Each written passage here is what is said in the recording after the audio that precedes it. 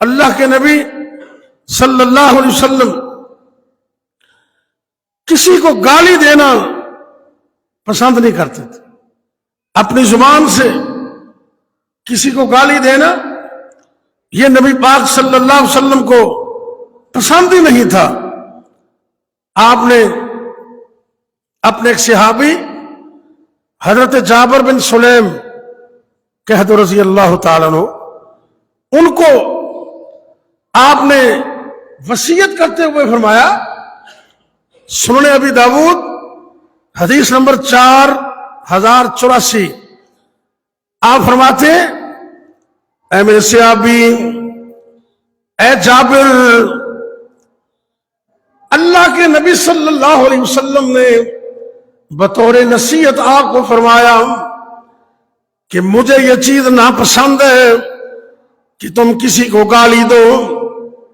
جابر فرماتے جب سے میں نے نبی کریم صلی اللہ علیہ وسلم سے یہ سنا، اس وقت سے لے کر ساری زندگی فما سببت بعد حرا ولا عبدا ولا بعیرا ولا شاتا، انسان تو دور کی بات، میں نے کبھی کسی جانور کو بھی گالی نہیں نکالی، نہ کسی آزاد کو، نہ کسی غلام کو، نہ کسی اونٹ کو، نہ کسی بکری کو میں نے زندگی میں کبھی گالی نہیں دی.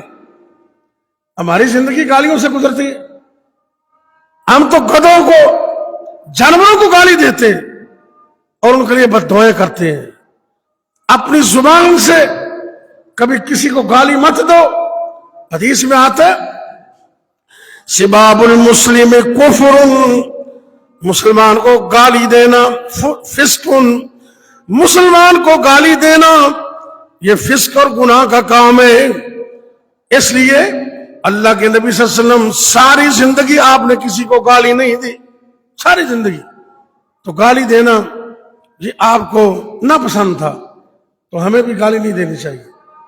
ہم تو اپنی روٹین کے اندر، وہ ہم فیصل آباد پڑھتے تھے تو انہوں نے کہا بھی جب بولنا ہے تو آپس میں اردو بولنا ہے. اردو بولتے تھے. ایک دن لڑائی ہو گئی تو پنجابی تھے نا سارے، بلکہ کسوری تھے. جب لڑائی ہوئی تو شیطان نے داؤ لگایا تو گالیوں پہ اترائے پنجابی میں. تو کسی دوست نے کہا یار آپ نے تو اردو بولنا تھا. تو کہنے لگا جی جدو گالا کٹیے پھر پنجابی چ مزہ آ رہا ہے، اردو تو گانا کا مزہ ہی نہیں آتا.